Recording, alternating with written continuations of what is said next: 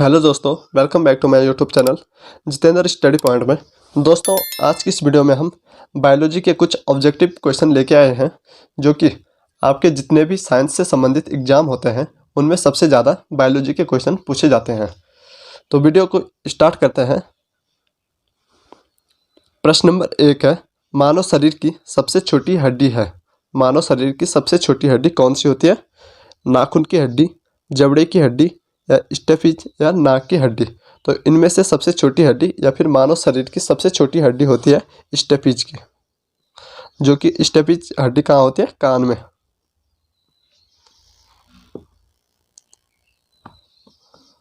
प्रश्न नंबर 2 है, हीमोग्लोबिन में होता है। हीमोग्लोबिन में क्या होता है? लोहा, तांबा, जस्ता या मैग्नीज। तो हीमोग्लोबिन में पाया जाता है लोहा या आयरन। प्रश्न नंबर 3 है, मनुष्य के शरीर में हृदय को एक बार धड़कने के लिए कितना समय लगता है? मनुष्य के शरीर में हृदय को एक बार में धड़कने के लिए कितना समय लगता है? तो कितना लगता है? 1 सेकेंड या फिर 2 सेकेंड या 0.8 सेकेंड या 1.5 सेकेंड। तो कितना लगता है? 0.8 सेकेंड हृदय को धड़कने में समय लगता है।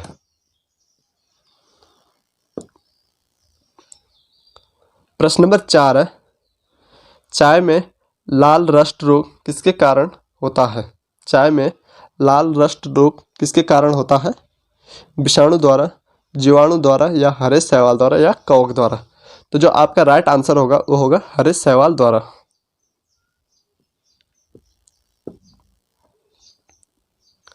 प्रश्न नंबर 5 है, एक सत्य फल परिवर्धित होता है।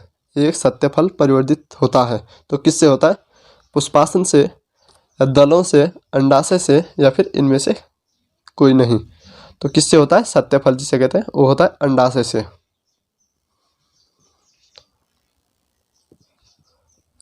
प्रश्न नंबर 6 है, निम्न में से कौन सा एक कूट फल होता है?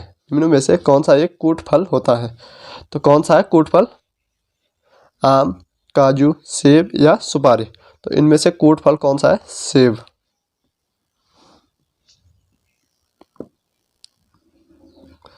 प्रश्न नंबर 7 है, तारपीन का तेल किससे प्राप्त होता है? तारपीन का तेल किससे प्राप्त होता है?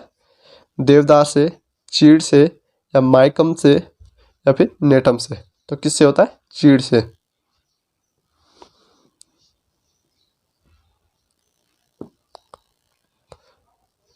प्रश्न नंबर 8 है, सबसे अधिक क्रोमोसोम किसमें पाए जाते हैं? सबसे अधिक क्रोमोसोम किसमें पाए जाते हैं? टेरिडोफाइट्स में, ब्रायोफाइट्स में, मनुष्य में या हाथी में। तो किसमें होते हैं? टेरिडोफाइट्स में सबसे अधिक क्रोमोसोम पाए जाते हैं।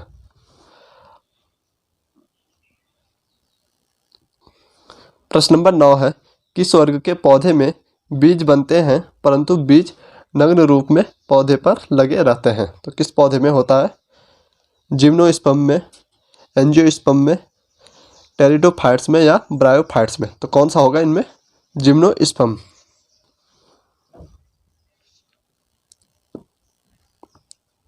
प्रश्न नंबर 10 है, लिटमस प्राप्त होता है। लिटमस किससे प्राप्त होता है? जीवाणु से, शैवाल से, कवक से या लाइकेन से। जो लिटमस हमें प्राप्त होता है वो किससे होता है? लाइकेन से।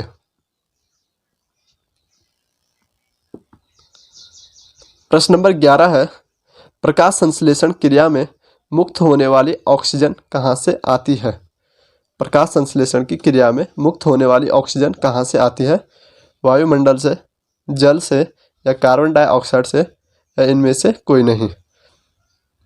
तो जो ऑक्सीजन हमें प्राप्त होता है वो होता है जल से।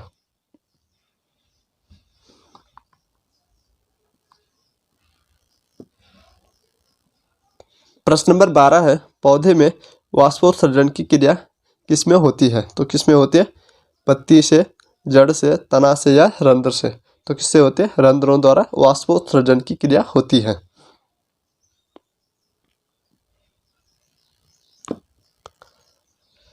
प्रश्न नंबर 13 है, तना काट आमतौर पर किसके प्रवर्धन के लिए प्रयोग किया जाता है? तना काट आमतौर पर किसके प्रवर्धन के लिए प्रयोग किया जाता है? केला के लिए या कपास के लिए या गन्ना के लिए या लीची के लिए? तो किसके लिए किया जाता है? गन्ना के प्रवर्धन के लिए। प्रश्न नंबर 15 है, टीबिया नामक हड्डी किसमें पाई जाती है? टीबिया नामक हड्डी किसमें पाई जाती है? खोपड़ी में, टांग में, भुजा में या मुंह में? तो टीबिया नामक हड्डी टांग के पैर के जोड़ों में होती है। प्रश्न नंबर 16 है, निम्न में से किस एक की खेती पौधे का प्रतिरोपण करके की जाती है? तो किसकी की जाती है? सोयाबीन, सोरगम, प्याज या मक्का के? तो किसकी की जाती है? प्याज के। प्याज का पौधा लगा के उसकी खेती की जाती है। प्रश्न नंबर 17 है, नारियल का खाने योग्य भाग होता है। नारियल का खाने योग्य भाग क्या होता है? भ्रूणपोष या भ्रूण बीज, बीजावरण या फल भित्ति? तो क्या होता है? नारियल का जिसको हम खाते हैं वो होता है भ्रूणपोष।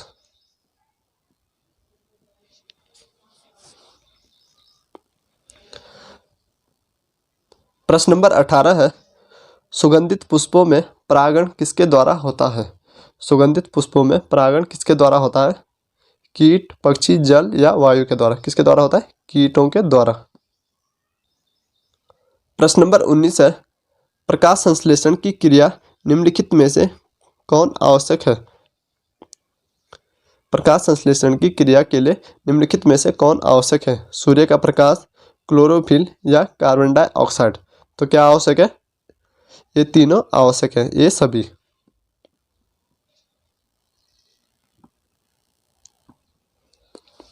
प्रश्न नंबर 20 है, वह यंत्र जिसके द्वारा तने की वृद्धि दर सही रूप में नापी जाती है उसे क्या कहते हैं?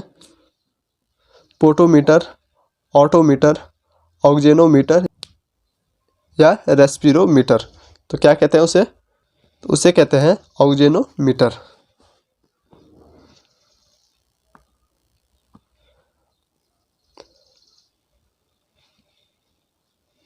मानव शरीर की सबसे लंबी हड्डी है। मानव शरीर की सबसे लंबी हड्डी कौन सी है?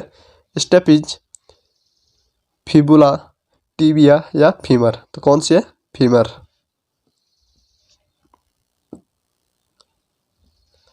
प्रश्न नंबर 22 है, तंबाकू की पत्तियों में होता है। तंबाकू की पत्तियों में क्या होता है? निकोटीन, कैल्विसिन, एस्पिरिन या इनमें से कोई नहीं? तो क्या होता है? तंबाकू की पत्तियों में निकोटीन पाया जाता है।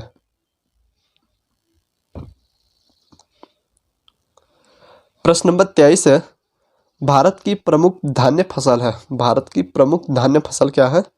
गेहूं, मक्का, चावल या ज्वार? तो इनमें से जो सबसे ज़्यादा भारत में होता है वो क्या है? चावल। प्रश्न नंबर 24 है, दालें किसका एक अच्छा स्रोत होता है? दालें किसका एक अच्छा स्रोत होता है? प्रोटीन, वसा, कार्बोहाइड्रेट या सेलुलोज के? तो दालों में सबसे अधिक क्या पाया जाता है? प्रोटीन।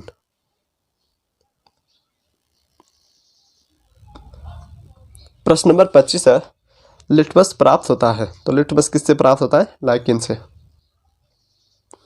प्रश्न नंबर 26 है, वेरी वेरी रोग किस विटामिन की कमी से होता है? वेरी वेरी रोग किस विटामिन की कमी से होता है? तो ये किससे होता है? विटामिन ए, विटामिन बी या विटामिन सी या फिर विटामिन डी? तो किसकी कमी से होता है? विटामिन बी की कमी से।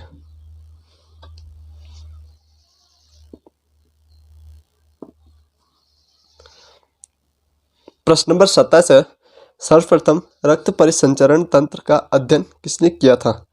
सर्वप्रथम रक्त परिसंचरण तंत्र का अध्ययन किसने किया था? ब्राउन ने, लैंडस्टीनर ने, विलियम हार्वे ने या कॉर्नबर्ग ने? तो किसने किया था सबसे पहले? विलियम हार्वे ने।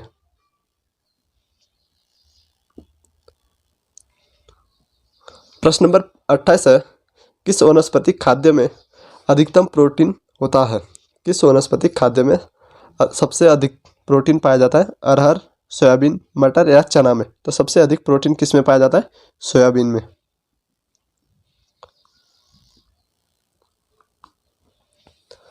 प्रश्न नंबर 29 है, निम्नलिखित में से कौन सी फसल मृदा को नाइट्रोजन से भरपूर कर देती है? तो कौन सी फसल होती है? मक्का, ज्वार, मटर या चना? प्रश्न नंबर 30 है, पेसमेकर का संबंध किससे है? पेसमेकर का संबंध किससे होता है? फेफड़ा, हृदय, गुर्दा या दिमाग से? तो किससे होता है? हृदय से।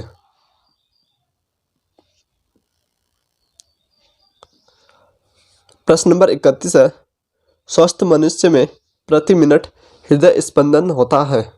एक स्वस्थ मनुष्य में प्रति मिनट हृदय स्पंदन कितने बार होता है? 50 बार, 72 बार, 85 बार या 95 बार? तो कितने बार होता है? 72 बार।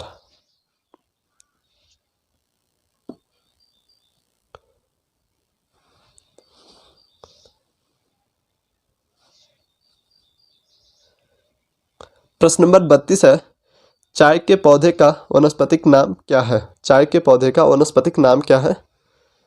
साइनेंसिस, कैमेलिया साइनेंसिस या साइनेंसिस थिया या ये सभी? तो क्या है? Camellia sinensis.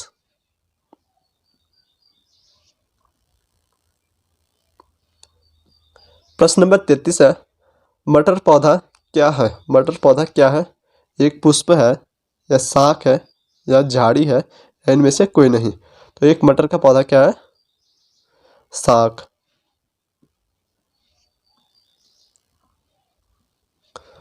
प्रश्न नंबर 34 है, प्रोटीन जो कोशिका के भीतर उपयोग की जाती है किसके द्वारा संश्लेषित होती है? तो किसके द्वारा संश्लेषित होती है? अंतःप्रद्रव्य जालिका द्वारा, गोल्जी काय द्वारा, एंजाइम द्वारा या राइबोसोम द्वारा? तो किसके द्वारा होता है? राइबोसोम्स के द्वारा।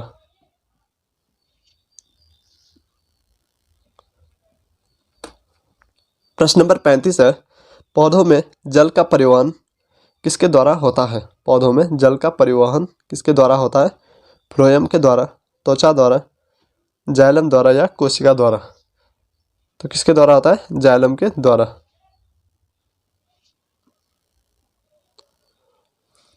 प्रश्न नंबर 36 है, हाइड्रोफोबिया रोग उत्पन्न होता है।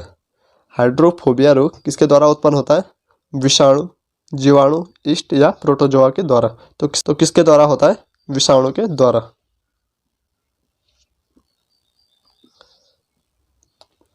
प्रश्न नंबर 37 है, पेप्सिन होता है। पेप्सिन क्या होता है?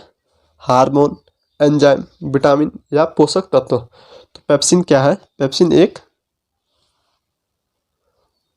पेप्सिन एक एंजाइम है। क्या है? एंजाइम।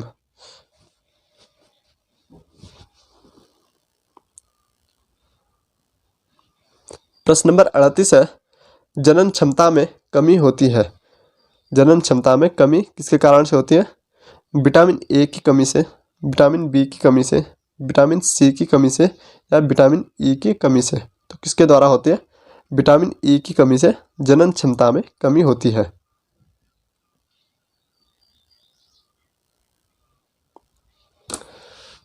प्रश्न नंबर 39 है, रक्त का शुद्धिकरण कहाँ होता है? रक्त का शुद्धिकरण कहाँ होता है? हृदय में, यकृत में या किडनी में या फेफड़ा में? किडनी में। कहाँ होता है रक्त का शुद्धिकरण? किडनी में।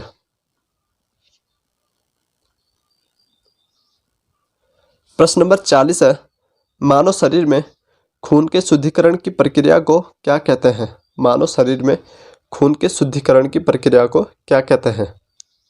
तो क्या कहते हैं? हिमोलिसिस, पैरालिसिस, डायलिसिस या इनमें से कोई नहीं? तो क्या कहते हैं? डायलिसिस। मानव शरीर में खून के शुद्धिकरण की प्रक्रिया को डायलिसिस कहते हैं।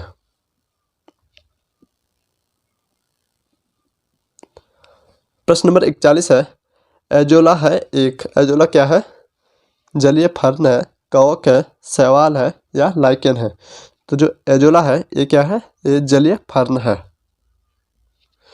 और जलीय फर्न का प्रयोग जैविक खाद को बनाने में किया जाता है। इसका प्रयोग जैविक खाद को बनाने में किया जाता है।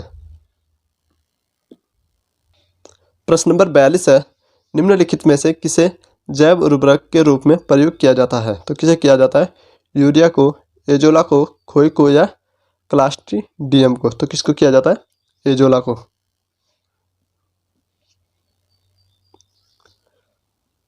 प्रश्न नंबर 43 है, आम का वानस्पतिक नाम क्या है? आम का वानस्पतिक नाम क्या है? आम, मैग्नीफेरा इंडिका या डोकस कैरोटा या ये सभी? तो क्या है? Mangifera indica. प्रश्न नंबर 44 है, दलहन पौधे संबंधित हैं। दलहन पौधे किससे संबंधित है? क्रूसीफेरी, सोलेनेसी, लेग्यूमिनेसी या ग्रेमिनी से? तो किससे है? दलहन पौधे लेग्यूमिनेसी कुल से संबंधित है। किससे है? तो दलहन पौधे लेग्यूमिनेसी कुल से संबंधित है।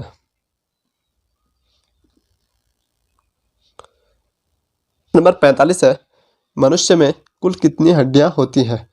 मनुष्य में कुल कितनी हड्डियां होती हैं? तो कितनी होती हैं? 206 हड्डियां होती हैं।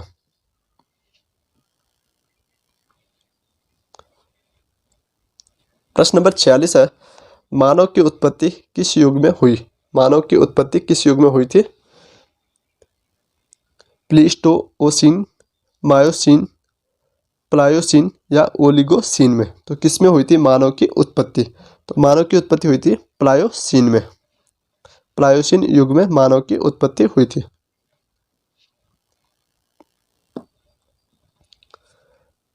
प्रश्न नंबर 47 है, संसार का सबसे बड़ा पुष्प कौन सा है? संसार का सबसे बड़ा पुष्प कौन सा है? तो कौन सा है? कौन सा हो जाएगा? रेप्लेसिया, कैक्टस, कमल या इनमें से कोई नहीं? तो कौन सा है? रेप्लेसिया।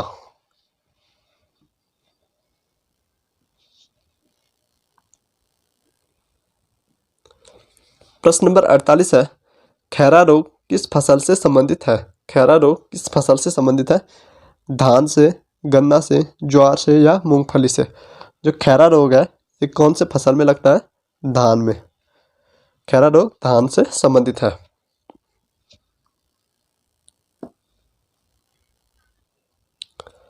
प्रश्न नंबर 49 है, खैरा रोग किसके कारण होता है? खैरा रोग किसके कारण होता है? विषाणु के कारण, जस्ता की कमी के कारण, जीवाणु के कारण या ये सभी? तो जो खैरा रोग होता है धान में ये जस्ता की कमी के कारण होता है। जस्ता या फिर जिंक की कमी के कारण होता है।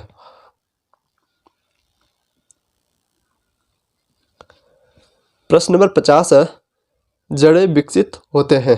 जड़ें विकसित होती है किसमें होता है? तने से, पत्ती से, प्रांकुर से या मूलांकुर से? तो किससे होते हैं? मूलांकुर से। जड़ें विकसित होते हैं मूलांकुर से। तो दोस्तों आज की इस वीडियो में इतना ही।